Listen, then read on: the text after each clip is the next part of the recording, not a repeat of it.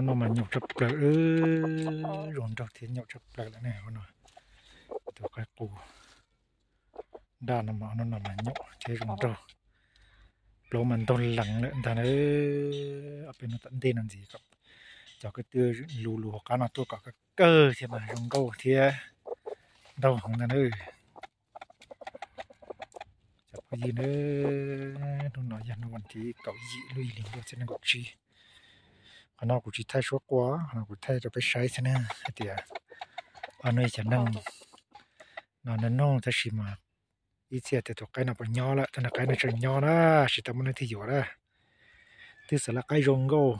thì có rong, cho nó giống rong gô có rong, hồi giờ nó cái đi thuộc cổ thia, nó này rong có gì nữa, thằng nó này, rong đơn tia xin này,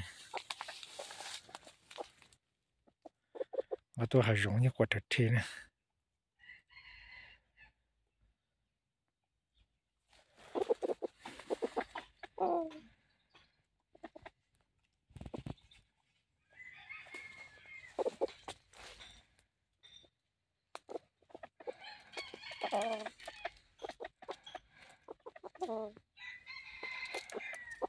Ra mà được bù lôi lột nè,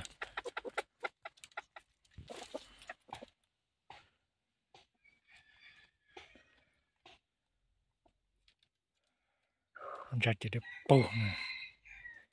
thầy mấy bị sao kiểu, này nó thế này,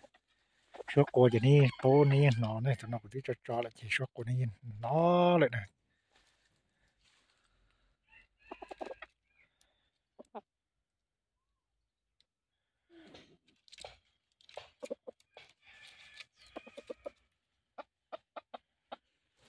Âu nó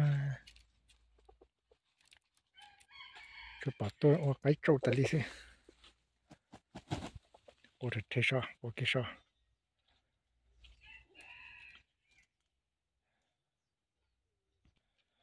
sẽ lên nó xin ơi sẽ không gì nữa